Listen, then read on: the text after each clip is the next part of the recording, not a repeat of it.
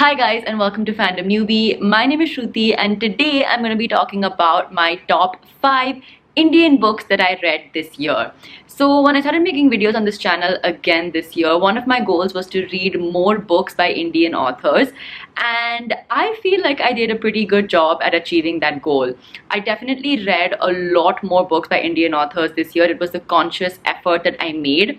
And that's why I thought that I would make one specific video celebrating my top 5 books by Indian authors that I read this year. So yeah, without further ado, let's just get started. At number 5, I have Fierce Fairy Tales by Nikita Gill. Now, I recently mentioned this book in a video of like my most underrated books that I've read. If you haven't checked that out, I'll link it up here. Go and check it out because there are some really good recommendations in that video as well. But this book is basically a collection of poems, and these poems are kind of like reimaginings or retellings of our classic fairy tales like Peter Pan, Red Riding Hood, things like that. But the really amazing thing about this book is that firstly, it's very feminist. Like, all the female characters in this book are really strong. They're not your typical damsels of distress which are usually there in fairy tales, and they all have like their own point of view, a voice, and it's just really like these female characters are very nicely written. The other thing about this book is that almost all of the characters, including the villains in like the fairy tales, are kind of like morally gray, meaning it's not so black and white like they are in usual fairy tales where you have the heroes and you have the villains.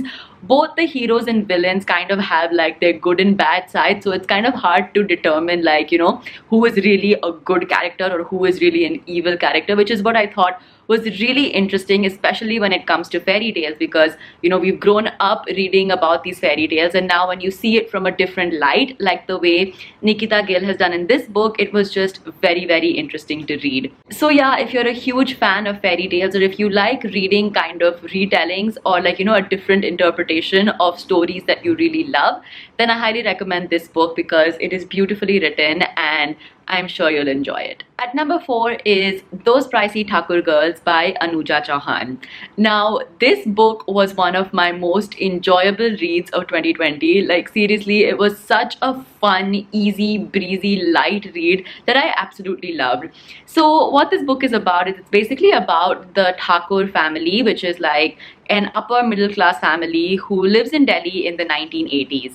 Now, our main character is Debjani Thakur, who is kind of like this very shy, slightly like less confident girl who wants to be a TV anchor, a TV news anchor. And her love interest in this book is Dylan Singh Shekhawat, who is extremely dynamic and vivacious and a really like flirtatious kind of character. So it was very fun to read about the love story between these two characters because they have such polar opposite personalities. Now, the thing about this book that I really enjoyed was Anuja Chauhan's really like unique way of writing. Like, she writes the way we speak. So there's a lot of like Hindi, Hinglish kind of words and like, you know, dialogues in this story. So it was just very relatable, especially for an Indian audience, I feel, to read this because she really writes the way we kind of speak with our family or friends. So it was extremely relatable.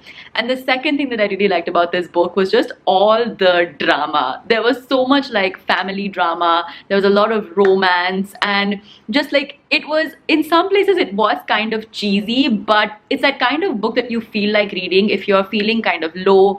And I read this at the time of like, you know, at the height of quarantine back in, I think it was like April or May or something like that, and I just wanted something to uplift my mood and make me feel a lot better and just make me laugh, and this was that book. So if you're looking for a book that will make you happy, that will make you laugh, and that will keep you entertained throughout, then I highly recommend Those Pricey Thakur Girls. At number 3 is Unaccustomed Earth by Jhumpa Lahiri. Now, I've mentioned Jhumpa Lahiri's other book, which is The Namesake, which is one of my absolute favorite books. So after reading The Namesake, I hadn't really read another Jhumpa Lahiri book. So when I saw this, like, kind of, I think it popped up on my Goodreads or something like that, then like I just went ahead and bought it straight away because I really wanted to read another Jhumpa Lahiri book, and I was not disappointed.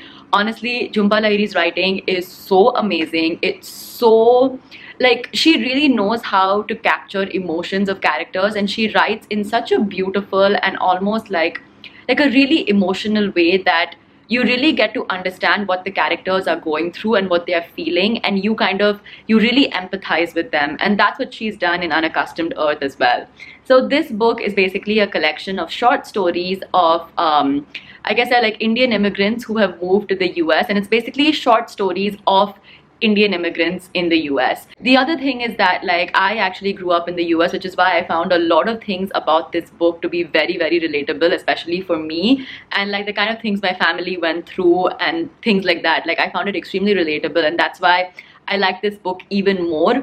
But even if you don't have those shared experiences, just read this book for the way Jhumpa Lahiri really like effortlessly crafts stories and how she makes you relate and how she makes you empathize with characters in such a short span of time. At number 2, I have Gathachar by Vivek Shanbag.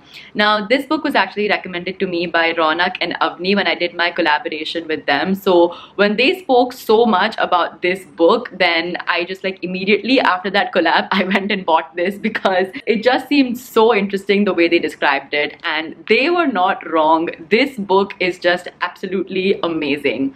So firstly, as you can see, it's a very, very short book. It's only about like 118 pages long, and you can easily finish this in like one sitting.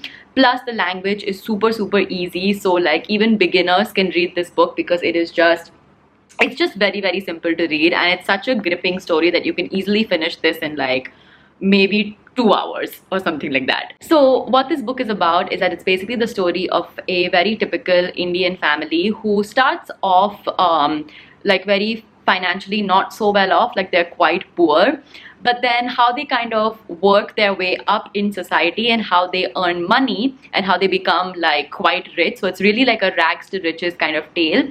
But the crux of the story is about how money, like, you know, once they become wealthy, how money shapes their relationships, how money shapes their outlook to life, and how money also shapes the kind of dynamics between family members. So yeah, it's just very, very beautifully crafted.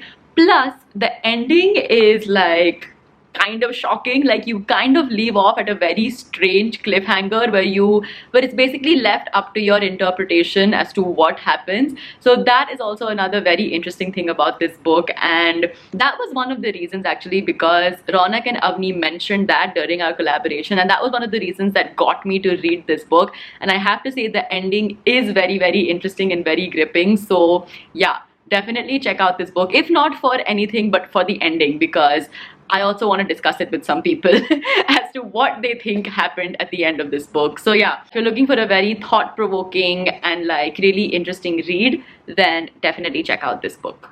And my number 1 Indian book that I read this year is The Palace of Illusions by Chitra Banerjee.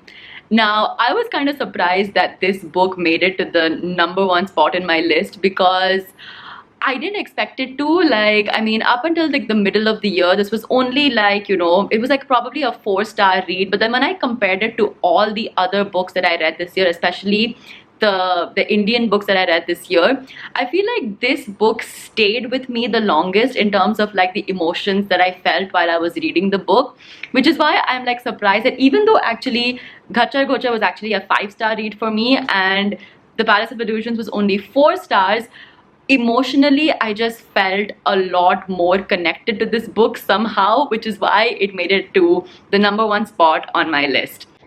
Now, this book is a very famous Indian book, and it's basically the retelling of the Mahabharata from Draupadi's point of view. I just felt that this book was just so well written, and how like Chitra Banerjee was able to condense all the things that happen in the Mahabharata into such a short, like, you know, into quite a short book, which is probably just about 200 or 300 pages.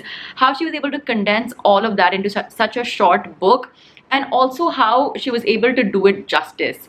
And like I feel that Draupadi is such an interesting character in the Mahabharata. So to hear about all the events of the Mahabharata from her point of view was just something that was really, really enlightening and just so much fun to read.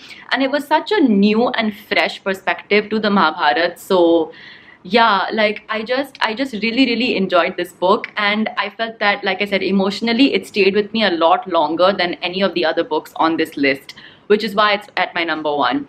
I know that this book is a little bit controversial. A lot of people don't like this book, but if you are willing to have an open mind, especially when it comes to the Mahabharata, then definitely check this out, because I feel that it is very, very beautifully written, and it really gives a very different perspective to this story and this epic that we all know and love. So yeah, that was my video for today. I hope you guys enjoyed it.